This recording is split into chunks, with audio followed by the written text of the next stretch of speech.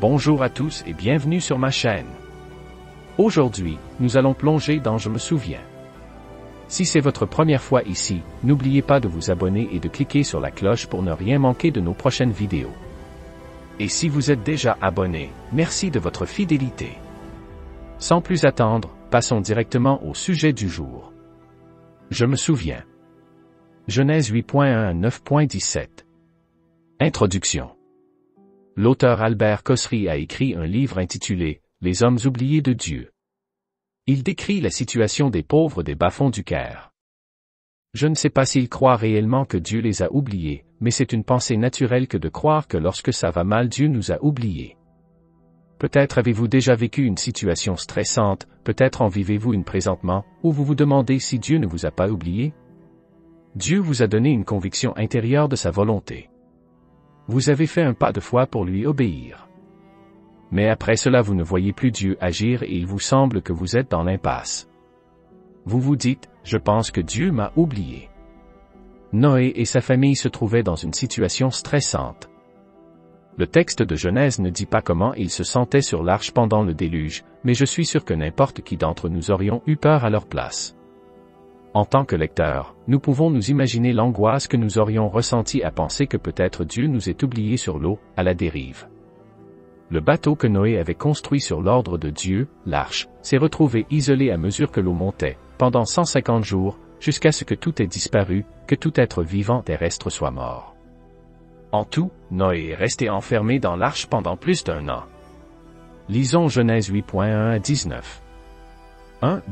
Dieu n'avait pas oublié et sauve Noé et sa famille, 8.1 à 19. V. 8.1 marque un point tournant dans le récit. Après le jugement vient le salut. Dieu se souvint. Ne signifie pas que Dieu avait oublié et que tout à coup il s'est souvenu. C'est dans le sens que Dieu n'avait pas oublié. C'est pour introduire l'action de Dieu en faveur de Noé. 2. Il arrive que nous soyons impuissants face à une situation et nous pouvons penser, si Dieu n'intervient pas, je suis fait. Et c'est probablement vrai. Mais Dieu est un Dieu qui intervient pour prendre soin de ses enfants. L'eau s'est mise à baisser parce que Dieu a fait passer un vent sur la terre. Dieu était personnellement présent. Il est intéressant de noter que le mot « vent » en hébreu, dans le texte original, est le même mot utilisé pour le mot « esprit ». Au début des temps, Genèse 1.2, alors que le monde n'était pas encore formé, l'Esprit de Dieu planait au-dessus des eaux, le vent de Dieu. Le même Dieu qui a personnellement créé le monde est celui qui a personnellement fait venir le déluge et qui l'a fait partir. Mais alors que Dieu agissait, Noé ne le voyait pas. Il avait sûrement la foi pour croire que Dieu allait le secourir, car Dieu lui avait dit qu'il allait établir une alliance avec lui, mais il n'avait aucune preuve visuelle. Souvent, lorsque nous pensons que Dieu nous a oubliés, il est en fait en train d'agir sans que nous puissions le voir, et le temps de la délivrance de l'épreuve n'est tout simplement pas encore arrivé. Il arrive aussi que nous croyions que nous ne sommes pas assez importants pour que Dieu se soucie de nous. Dieu s'est souvenu d'un petit groupe d'humains et d'animaux sur un bateau. Quelle était la valeur de ce petit groupe en comparaison aux événements grandioses et mondiaux qui se passaient? Pour Dieu, leur valeur était énorme. Le déluge est aussi une formidable démonstration du grand contrôle souverain de Dieu. Il ne perd jamais le contrôle. Certains tentent d'expliquer comment le déluge a pu arriver par des phénomènes naturels. Ce récit montre bien que Dieu contrôle les éléments et que même les lois naturelles sont à ses ordres. Lorsque nous croyons que Dieu a perdu le contrôle, rappelons-nous que rien ne le dépasse. Mais savoir que Dieu est en contrôle ne signifie jamais que nous devons attendre sans rien faire. La souveraineté de Dieu ne justifie pas notre inaction. Noé a fait ce qu'il a pu pour savoir s'il pouvait sortir. Il a envoyé le corbeau en premier, parce qu'il est charognard et qu'il pouvait se nourrir des restes d'animaux dans le haut des montagnes. La colombe est un oiseau des plaines, donc si elle trouvait quelque chose à manger c'est que les régions basses étaient asséchées. 3. L'arche s'était arrêtée sur les montagnes d'Ararat. Plusieurs historiens ont cru qu'il s'agissait des montagnes de l'Arménie. Plus récemment, on a cru que c'était une région au nord de la Mésopotamie, qui est aujourd'hui l'est de la Turquie, et plusieurs ont prétendu avoir trouvé l'arche. C'est très possible, mais la communauté scientifique athée n'avouera jamais une telle chose. De toute façon, les chrétiens n'ont pas besoin de preuves, c'est une question de foi. Mais c'est toujours intéressant lorsque l'archéologie confirme l'histoire biblique. Par exemple, on a récemment retrouvé un texte très ancien de Babylone qui confirme l'existence de la maison de David. Nous pouvons voir la main de Dieu dans la création, mais aussi directement dans le texte de la Bible par une foule de détails impressionnants. On peut voir un parallèle entre les 6 jours de création pour la préparation du monde et les siècles de la vie de Noé, le Consolateur, pour la préparation du nouveau monde d'après-déluge. Certains y voient là que je génie littéraire de l'auteur, c'est vrai, mais je crois que derrière la main de Moïse, le véritable auteur c'est Dieu. Finalement, après 1 an et 10 jours, Dieu s'adresse enfin à Noé, pour lui indiquer que l'heure de la délivrance est arrivée, qu'ils peuvent sortir de l'arche. Dieu ne les avait pas oubliés. Anecdote, ma peur de me noyer à mon jeune âge, lors d'une baignade au lac, et le secours de mes parents qui semblait tarder. Lisons maintenant 8.20 à 9.7. 2. Dieu n'avait pas oublié ses premières bénédictions et les renouvelle avec Noé, 8.20 à 9.7. L'une des premières choses,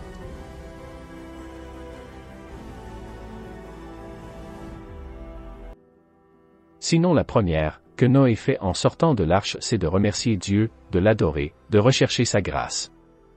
Noé, celui qui avait obtenu la faveur de l'Éternel, ne voulait pas la perdre. Il avait été sauvé par la grâce, il allait maintenant pouvoir continuer à vivre par cette même grâce. Son sacrifice a été d'une odeur agréable. Cela signifie qu'il a accepté ce sacrifice, qu'il l'a agréé. On trouve cette expression dans Philippiens 4.18. Quand Paul parle du soutien financier ou matériel qu'il a reçu, j'ai tout reçu et je suis dans l'abondance, je suis. 4. Comblé, ayant reçu par Épaphrodite ce qui vient de vous comme un parfum de bonne odeur, un sacrifice que Dieu accepte et qui lui est agréable. Littéralement, une odeur apaisante. Qui procure la paix entre l'homme et Dieu. Je ne maudirai plus le sol. Dieu n'a pas enlevé sa malédiction du sol, de Genèse 3, selon laquelle l'homme doit travailler à la sueur de son front pour que la terre produise. Mais il jure de ne pas le maudire davantage. Dieu doit dire cela parce que le cœur de l'homme est disposé au mal dès sa jeunesse. Psaume 51.7, Voici, je suis né dans la faute, et ma mère m'a conçu dans le péché. Psaume 58.4, Les méchants sont pervertis dès le sein maternel, les menteurs s'égarent au sortir du ventre de leur mère. Parce que le sacrifice de Noé, offrande volontaire en tant que représentant des humains et même des animaux, a plu à Dieu, le monde a trouvé grâce, Dieu s'engage à ne plus détruire comme il a fait, déluge, et va même faire une alliance. Dieu s'engage à prendre soin de la terre, de sa survie, du cycle des saisons, sans que cela dépende de la justice des hommes. Matthieu 5.45, Alors vous serez fils de votre Père qui est dans les cieux, car il fait lever son soleil sur les méchants et sur les bons, et il fait pleuvoir sur les justes et sur les injustes. Même si la terre subit les dégâts causés par l'homme, nous voyons que Dieu n'a pas oublié sa promesse, la terre continue de tourner. Ensuite, Dieu bénit Noé et sa famille, similairement à la manière dont il avait béni Adam et Ève. Avoir des enfants. Sa bénédiction s'étend sur tous les hommes, bons ou mauvais. Dominer sur les animaux. Il était dans le plan originel de Dieu que l'homme domine sur les animaux, alors que l'homme était pur, sans péché. Maintenant sa relation avec les animaux est entachée par la peur et la violence, tuer pour manger. Mais pas avec le sang. L'animal qui perd son sang perd sa vie. Plus tard, dans la loi de Moïse, l'utilisation du sang sera réservée au sacrifice. Dans beaucoup de cultures païennes, boire le sang d'un animal ou même d'un homme renouvelle supposément les forces vitales. Dieu distingue la valeur de la vie de l'homme de la valeur de la vie animale. L'homme est fait à l'image de Dieu, et son représentant sur la terre.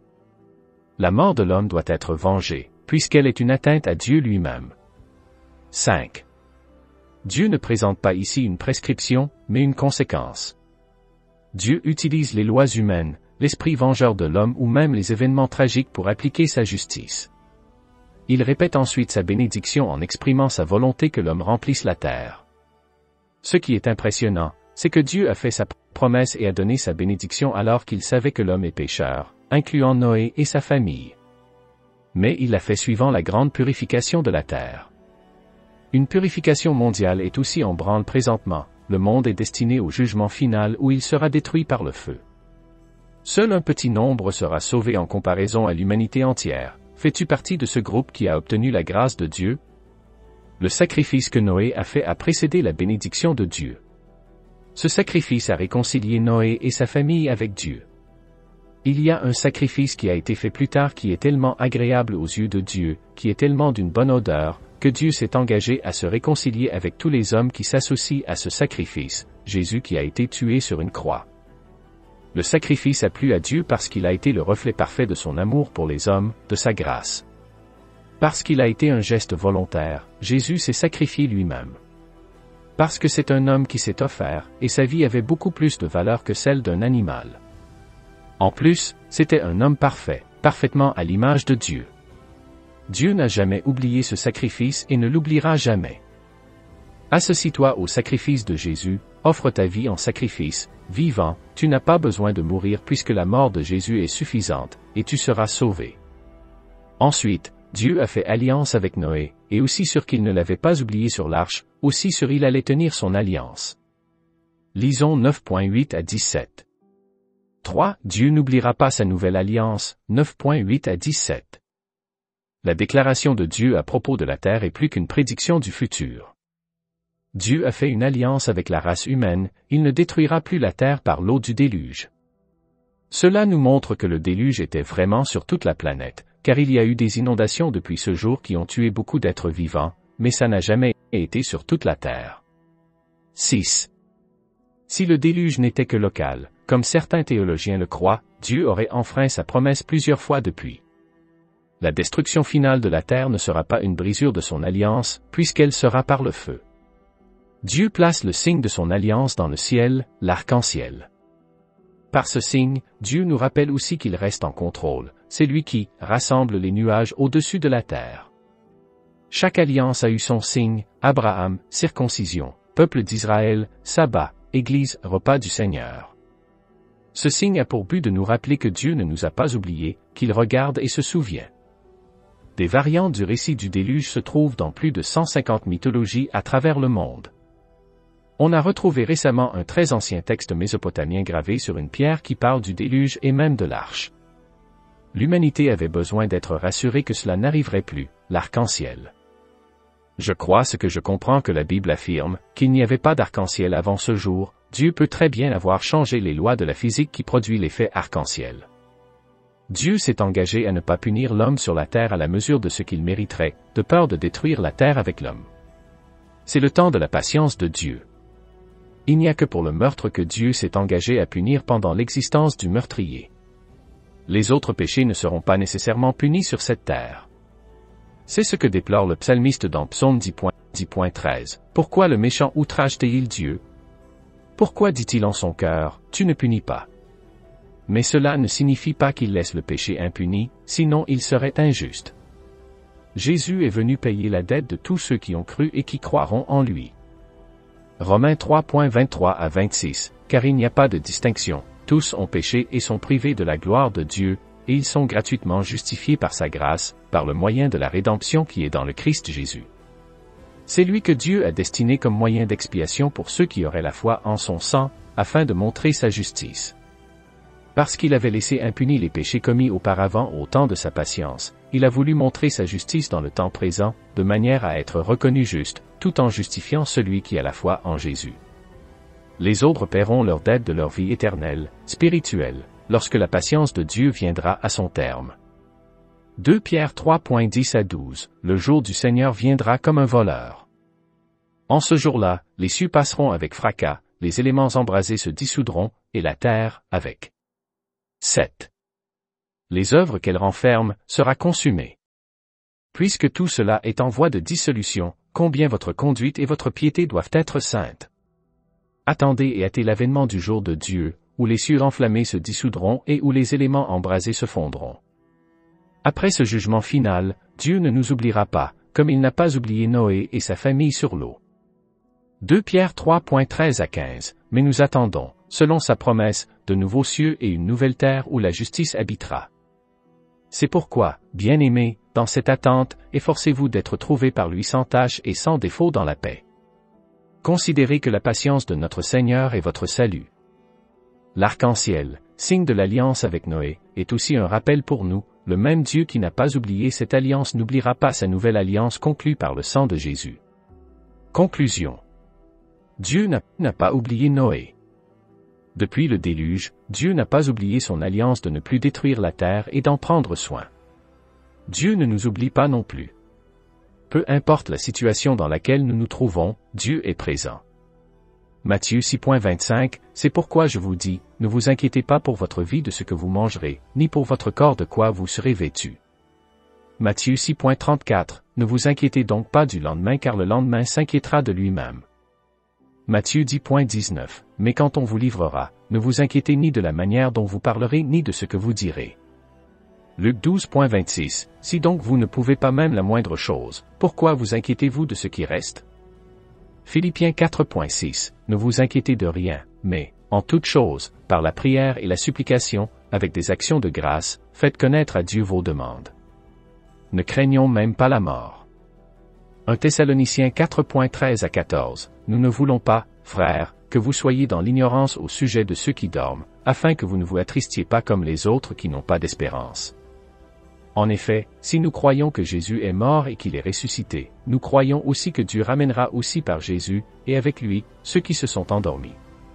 8. Comme la colombe a servi à rassurer Noé, le Saint-Esprit envoyé dans nos cœurs comme une colombe nous rassure. Il est le consolateur, celui qui nous apaise. Si vous avez perdu la paix, soyez remplis du Saint-Esprit et vous la retrouverez. Lisez la parole de Dieu à tous les jours, priez sans cesse, servez vos frères et sœurs. Il n'y a qu'une chose pour laquelle l'homme doit s'inquiéter, qu'il est un pécheur et que le jour du jugement s'en vient. Pour celui qui a cru en Jésus, il n'a plus à s'inquiéter. Romains 8.1, il n'y a donc maintenant aucune condamnation pour ceux qui sont en Christ Jésus. Dans toute la Bible, jamais on ne voit Dieu oublier quelque chose, sauf pour une chose, et c'est un oubli volontaire, le péché lorsqu'il est pardonné. Parole du prophète Jérémie, 31.34, répétée dans Hébreux 8.12, car je leur ferai grâce de leurs injustices, et je ne me souviendrai plus de leurs péchés. Comme Michée l'a dit, Dieu prend les péchés pardonnés et les jette au fond de la mer. Que le Dieu qui n'oublie pas son alliance soit loué. Et voilà, c'est tout pour aujourd'hui. J'espère que cette vidéo sur Je me souviens vous a plu et que vous avez appris quelque chose de nouveau. N'hésitez pas à laisser un commentaire ci-dessous pour partager vos pensées et poser vos questions, j'adore lire vos retours. Si ce n'est pas déjà fait, pensez à liker la vidéo et à vous abonner pour ne pas rater les prochains contenus. Merci d'avoir regardé, et à très bientôt pour une nouvelle vidéo.